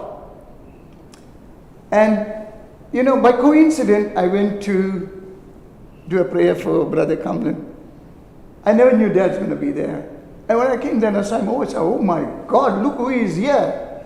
And from then, we rekindled our relationship. We had a fantastic relationship, fantastic. And what the boys have said here, and the tribute was paid. I still say it's no justice to what he did. I hate to use the word perfectionist, but I think he was one more than a perfectionist. If he could get 200% instead of 100, he will do it. And he will push you to it. And I want to tell you that after we met again at Kamlin's house, our relationship, our bond became so strong, As I'm talking to you, I can see that infectious smile is his true character came to the fore, And he loved the famous word, be good, do good, love all, serve all. He lived it. A lot of us give lip service, but not Dad. Not him. He wanted the best. And I don't think so we would be able to satisfy him, because he always wanted that little bit more. And that is why, he left a legacy. This such intimate relationship that is experienced now is due to the wonderful foundation that Dad built. Fantastic, And I remember, after that we used to meet so often at Buckoven. Sometimes I used to be leaving the wife and myself and Sister Vicky. How can we ever forget those days? In Buckoven, not long ago, sitting till about 1 o'clock playing cards. And you getting a little bit of a tongue lashing there, why you did this and you're not supposed to do this. But he did it in so much of love, that you just can't. He had qualities that all of us should emulate. And this will be there'll be better families and it'll be a better world. Because this bears testimony to that. And that was that. Always say, there was this great English poet, John Donne, who said, "Death be not proud." Dad's spirit is here amongst us, 100%. If you have to get that special gadget that measures that extra energy that's here, it's Dad, believe me. And when John Donne say, he chastises death, "Death be not proud." Dad is gone. But he has defeated death because he's going to be living in the kingdom of God for the rest. And his soul, the Atma, will combine, and we have the Paramatma Guru. So Dad has left us so much to be proud about. And myself, I've already sent messages, to family members in Australia, and they asked me, Sister Shirley, my Sister Shirley, actually, incidentally, the relationship was Dad's brother, another wonderful soul, late Brother Mani, was married to my cousin, and my first cousin. And he brought back so much of beautiful memories, that indelible, that's going to live for us. And if ever we can remember Dad, continue with what you guys are doing. Let his legacy live, and generations to come will be able to assemble and pay tribute of this nature. Brother Denny, I'm just going to say a little prayer, Guru. All of us, when we leave this earth and we attain God's kingdom, we want our karma that we carried on our journey of life to be removed. So that the kingdom of God, our Kailasa, is open for the soul. And we pray for eternal resting peace. So whatever little wrongs or sin that others might label it, we ask God to forgive that. We do carry these little bit. I'm just going to do a prayer. We're invoking God, Shiva Peruman, to come and take this soul and let it rest in peace eternally in Kingdom of God, Kailasa. Vavayam ben Sivame Vandaru Seivainada Karayanu Dinamu Taruvainatu Arule Varuvayadiyeni Karge Nadaraja Yentaliva Sati Siva Meaigi Yengumiru Pavane Om Tiruchitrambaram. Mikkinandri, thank you for giving me this opportunity to resist that.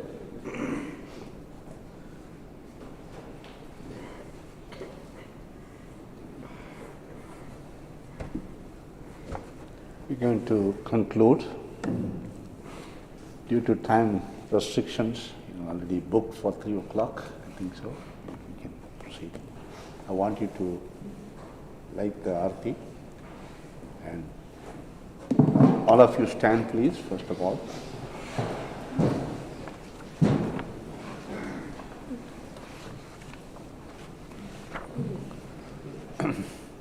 just there. Om Tiruchitrambalam. Namah Shivaya Valga. Nadan Talvalga. இமைப்பொழுதும் என் நெஞ்சில் நீங்காதான் தாழ்வாழ்க. ஓம் நமः சிவாய. ஓம் நமः சிவாய. ஓம் நமः சிவாய.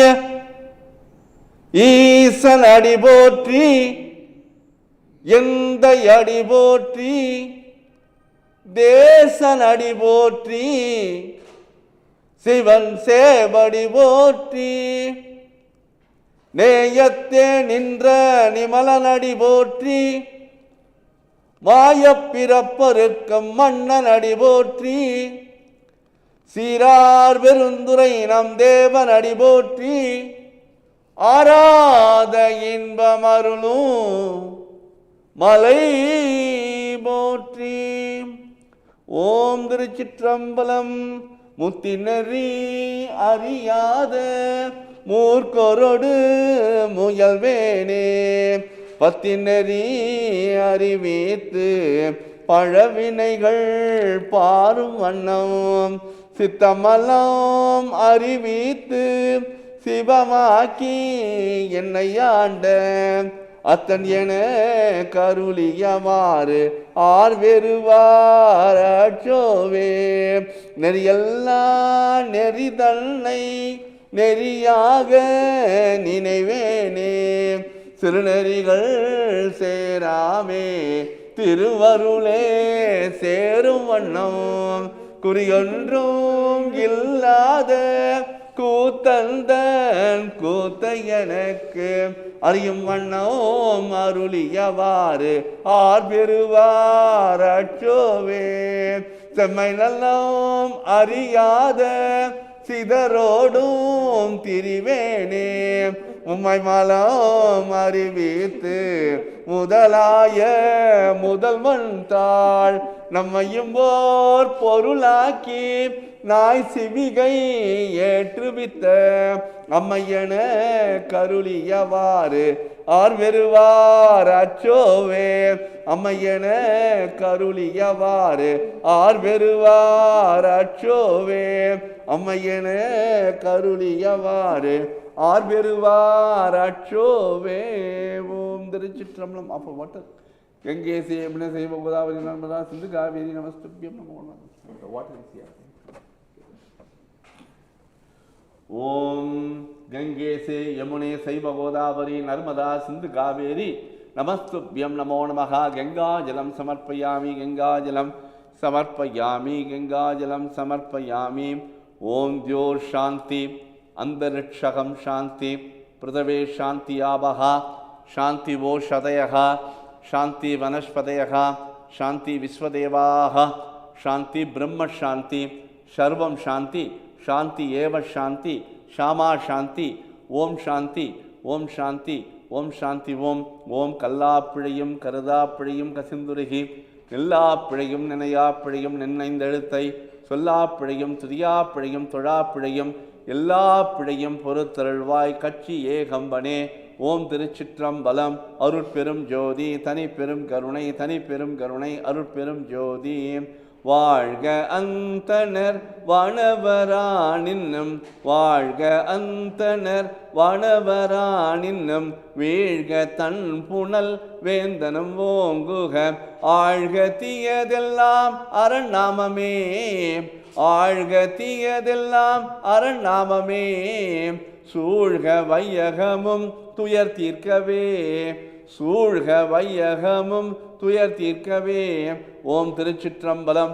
ஓம் தென்னாடுடைய சிவனே போற்றி, எந்நாட்டவருக்கும் இறைவா போற்றி, இன்பமே சூழ்க எல்லோரும் இன்புற்று வாழ்க. ஓம் சாந்தி, ஓம் சாந்தி, ஓம் சாந்தி. ஓம் ஓம் அசதோ மா சத்கமய. O Lord, lead me from unreal to the real. Tamasho ma jyotirkamaya. lead me from darkness to light, ignorance to enlightenment, Mridyoma Amridam Kamiya, lead me from death to immortality. Om Purnamada Purnamidam Purna Purnamudachade Purnaksha Purnavadaya Purnameva Vashishyade. That reality is full, this perfection is full. From infinity has arisen from infinity. After arisen from infinity, infinity alone remain.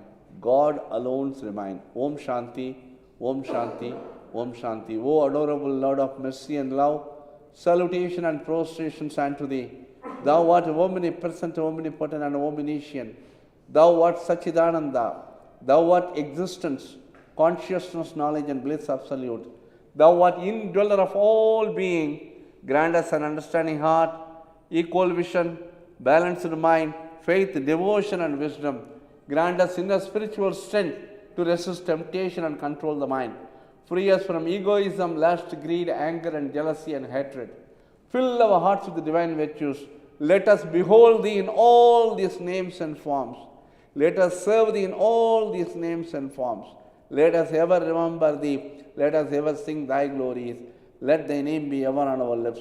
Let us abide in Thee forever and ever. Thank you, thank you, thank you. Thank you for Pine Town undertakers, Crematorium officials, staffs and members of Crematorium official, along with the friends and families. Once again, thank you very much for your patience and your presence. Thank you. Kindly appreciate it. Thank you. Okay, the final rites only taking place under the burner. Only the family members will be allowed due to the space. Thank you.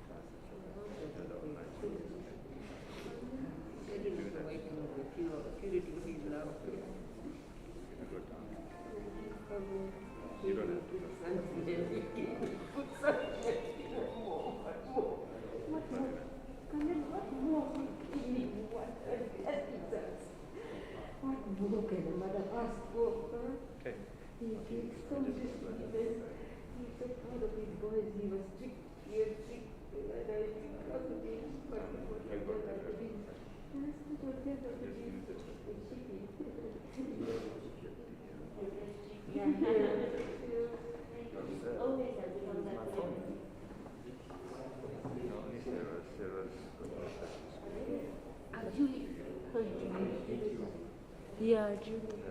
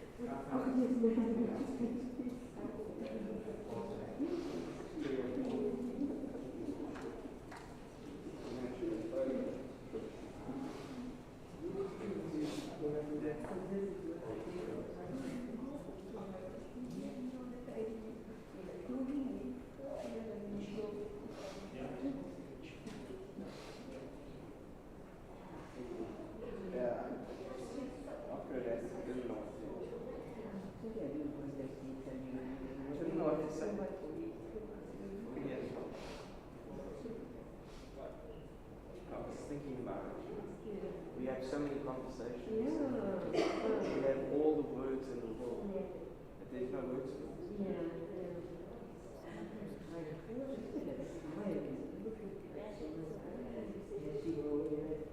Stop everyone in the whole room.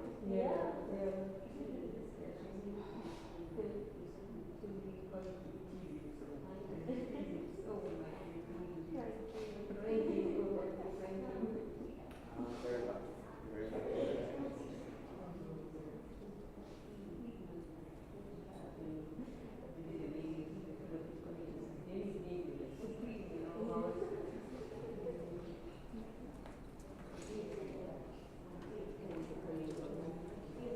If you need anything, need anything. And don't go quiet.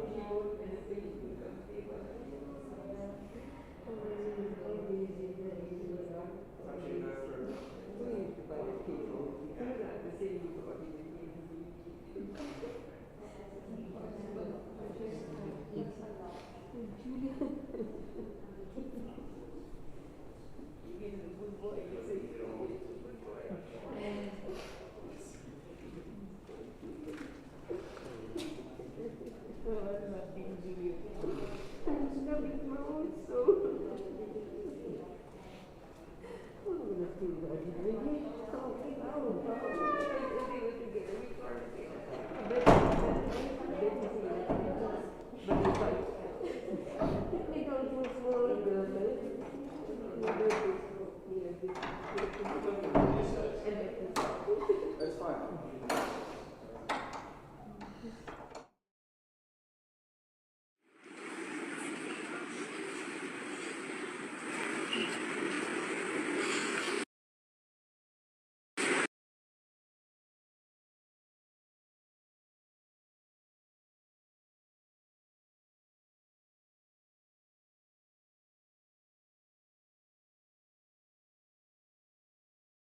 Tribute to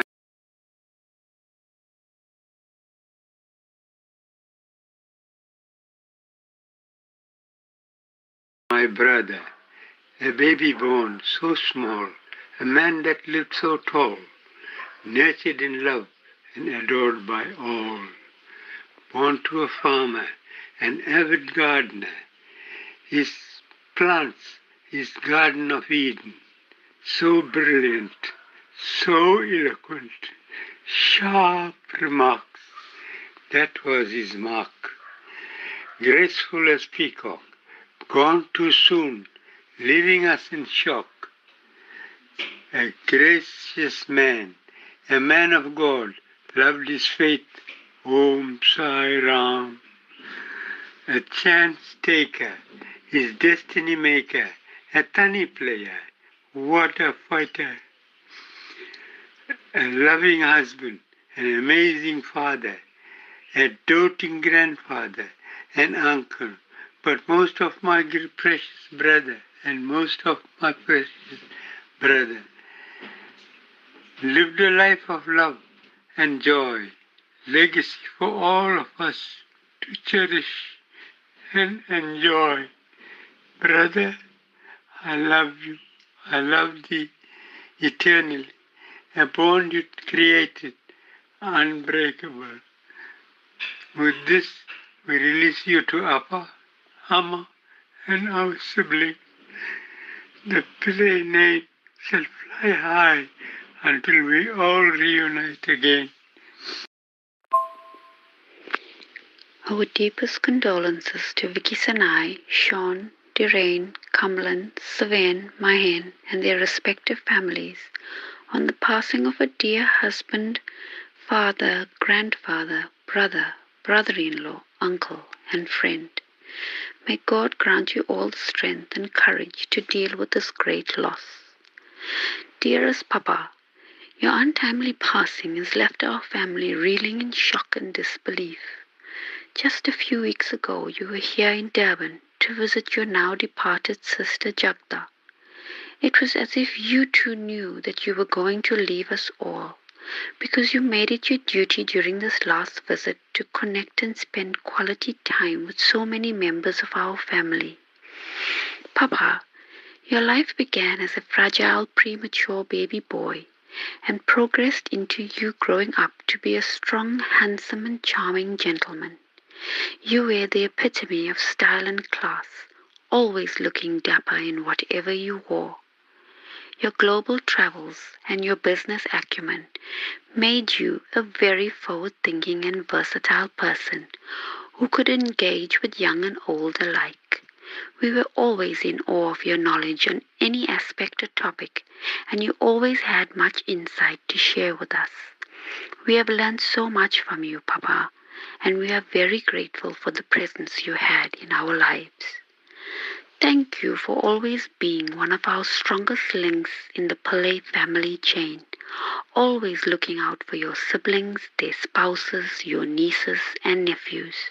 Our family has lost a precious jewel, Papa, and all we can turn to now is the wonderful memories that we have made throughout the years. You fought a good fight through your short illness, but alas, you were too tired and needed your eternal rest. Your love and devotion to our Creator will ensure that your soul travels well to finally attain moksha. We love you always, Papa, and until we meet again, may your precious soul rest in peace. All our love and prayers go with your soul on its journey. Your loving brother Tom, your sister-in-law Ramba, and your nieces Nivash, Tilo, and Lura. Om Namah Shivaya.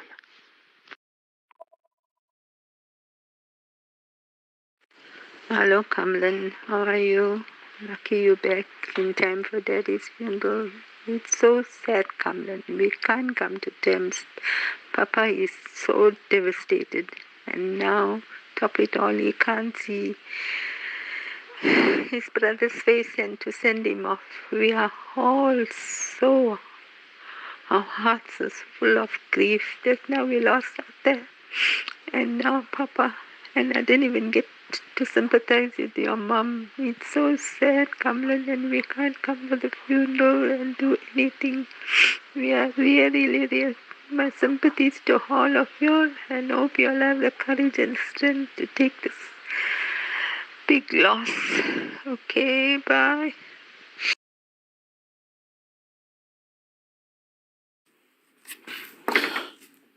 Our beloved Vicky and her bereaved family.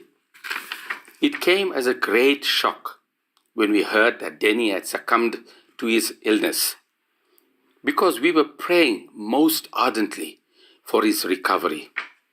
But as we realize, man proposes, but God disposes. I have very fond memories of Denny and Vicky bringing their children most regularly to the Bal Vikas classes at the Sai Sudha Mandir in Chatsworth. Denny and Vicky knew the value of a sound spiritual education as a foundation for life. They spared nothing to give their children the best of everything. Despite moving away from Chatsworth, we were connected recently through the Merebank High Matric class of 1968. This platform rekindled long friendships of over 55 years. Vicky shared many memorable experiences on this chat line. On behalf of the Merebank Matric class of 1968, we send out healing energies to Vicky and family, and may the Almighty grant them strength and courage to bear this irreparable loss. May Denny's soul gain salvation. Amen. Om Shanti. Amen. My tribute to you, Denny. husband of beautiful Vicky, father of my best friend and brother Camlin, and an entire family which you have created in a remarkable life. I'm sending my words from Austria to you, and even though I know you are not with us physically anymore, you are and always will be with your heart, soul and spirit wherever we think of you. I was blessed and privileged to get to know you, and I've learned many things from you and your wife Vicky. You are a role model to me, especially when it comes to the values of life, as you have taught me precious things. This is what I will carry on, and this will live beyond. As you teach me that we are all the architects of life, each and every one, and what this world will be like just depends on what we wish to share with it. The time to share love is always now. This is exactly one of the things which I have learned from you.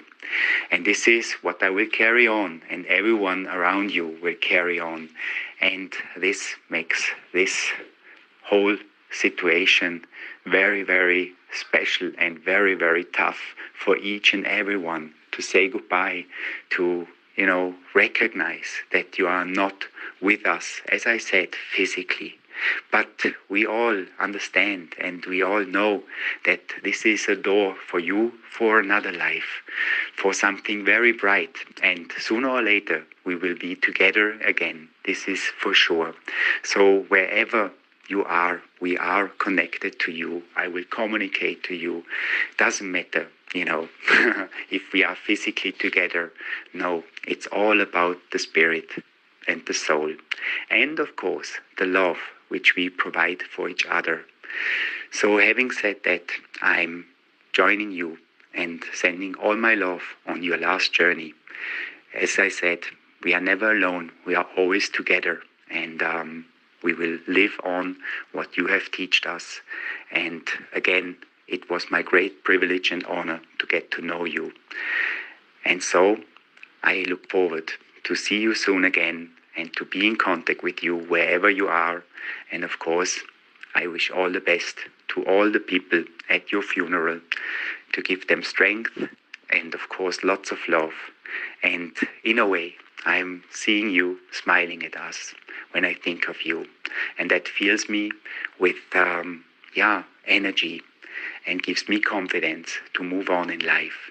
So take good care of you, farewell, and we will be together soon again. Bye, Danny. Ciao, ciao, ciao.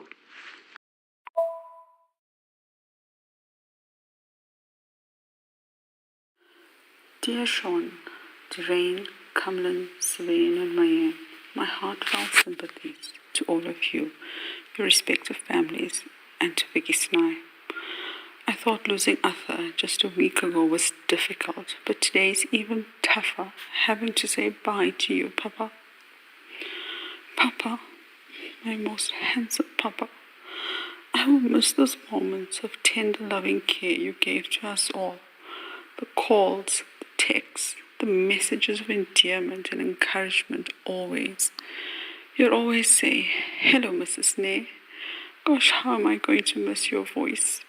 That calm, caring, nurturing man I called Papa, who taught us all the meaning and value of family. Papa, how you loved your family.